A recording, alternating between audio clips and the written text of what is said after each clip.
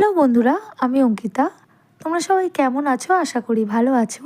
এখন যে রেসিপিটা তোমাদের সাথে শেয়ার করব, এটা চটজলদি হয়ে যায় এবং ভীষণ স্বাস্থ্যের জন্য উপকারী একটা রেসিপি। কিন্তু সেটা স্পাইসি করে বানাবো যাতে খেতে ভালো লাগে। খুব স্পাইসি কিছু নয়, কিন্তু টেস্টটা ভালো আসে এইভাবে বানালে। আমি ছোটোবেলায় বিট খেতাম না, কিন্তু যবে থেকে বুঝেছি যে বিটে অনেক কিছু আছে যেগুলো আমাদের হার্টকে ভালো রাখে, অ্যান্টিঅক্সিডেন্ট আছে, এছাড়া আমাদের ইমিউনিটি বুস্ট করে, আরও অনেক কিছু আছে।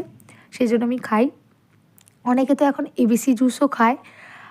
যাই হোক, এই রেসিপিতে ফিরি। কড়াইতে প্রথমেই সর্ষের তেল গরম করলাম, তার মধ্যে কালো জিরে আর একটা আমি একটু পেস্ট দিয়েছি, সেটা হচ্ছে 4 কোয়া বড় কোয়া রসুন, একটা কাঁচা লঙ্কা আর একটু জলজিরা দিয়ে আমি একটা পেস্ট বানিয়ে রেখেছিলাম, সেটা দিয়ে ভাজা করে নিয়েছি। তারপর তার মধ্যে আর হ্যাঁ, আমি শুকনো লঙ্কাও দিয়েছিলাম একটা ফাটিয়ে।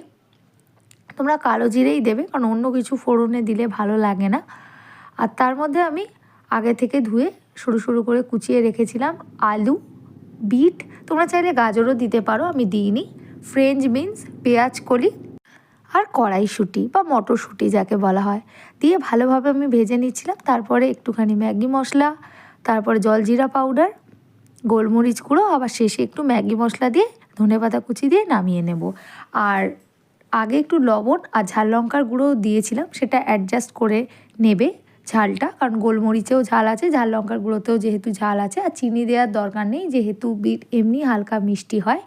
অবশ্যই একবার বানিও এই চটপটা বিট ভাজার রেসিপিটা। আর কেমন লাগলো আমাকে অবশ্যই কমেন্ট সেকশানে জানাতে ভুলো না।